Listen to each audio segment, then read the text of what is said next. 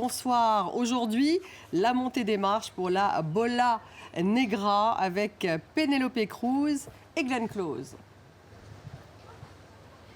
Oui, bonsoir Stéphanie. Oui, Penélope Cruz qui a bien monté les marches un peu plus tôt ce soir. Glenn Close, elle, n'a pas pu faire le déplacement jusqu'à Cannes. Mais vous l'avez dit, les deux actrices sont à l'affiche de cette Bola Negra et complètent un casting 100% espagnol. Le film est signé Javier Calvo et Javier Ambrosi. On les surnomme à Madrid Los Ravis, auteurs de la série Las Mesias sur une secte ultra-catholique en Espagne.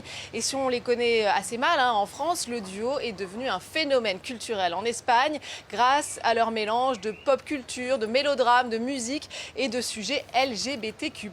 Ils sont même adoubés par leur mentor Pedro Almodóvar qui, je vous le rappelle, est lui aussi en lice pour la Palme d'Or avec Autofiction. C'est une grande année pour le cinéma espagnol et les Ravis font donc une entrée remarquée en compétition au Festival de Cannes. Dans ce nouveau long métrage, ils explorent le thème de l'homosexualité à travers l'histoire de trois hommes, trois époques différentes, la Bola Negra et la troisième chance espagnole de remporter la Palme d'Or cette année. Autre film en compétition, Coward, qui nous raconte un amour homosexuel dans les tranchées de la Première Guerre mondiale.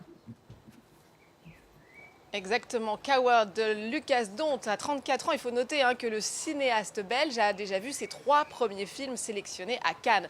En 2018, d'abord avec Girl, son premier long sur une jeune fille transsexuelle présentée à Un certain regard, et il repartait déjà avec la Caméra d'Or.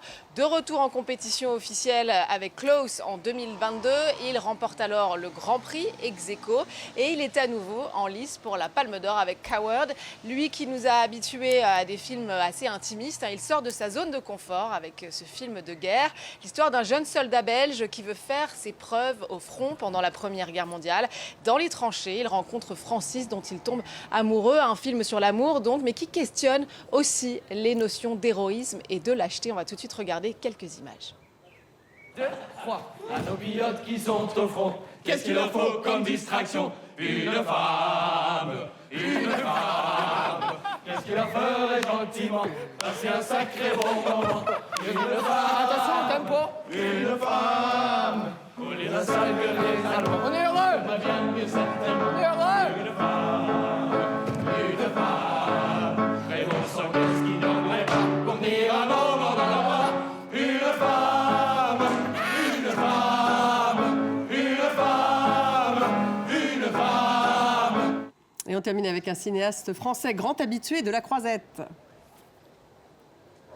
Et oui, il s'agit de Christophe Honoré, qui a bien sûr fait plusieurs apparitions en compétition ici à Cannes. La première fois, c'était en 2007 avec ses fameuses chansons d'amour. Et il y a 2 ans encore, il montait les marches pour Marcello Mio. Il présente cette fois hors compétition Mariage au goût d'orange. Alors c'est un film choral inspiré par la propre famille de Christophe Honoré. Et on y suit un mariage en 1978. C'est avec Adèle Exarchopoulos, Vincent Lacoste, Paul Kircher et Nadia Tereskevich. Entre autres, on va tout de suite regarder quelques images. Oui, la traîne. Allez, voilà. Allez, on se dépêche là. Vous êtes en retard. Vous tenez? Il y a tout le tissu là. Attention, ça traîne, attention. Allez, rentrez, dépêchez-vous. Voilà. Bah, qu'est-ce que tu fais là? Allez. Jacques, allez, t'étais pas censé voir la mariée. Allez, viens. Oulala, Non, c'est moi qui l'accompagne. c'est moi qui amène ma fille à l'hôtel. C'est pas très chrétien. Bon, allez, dépêchez-vous. Allez.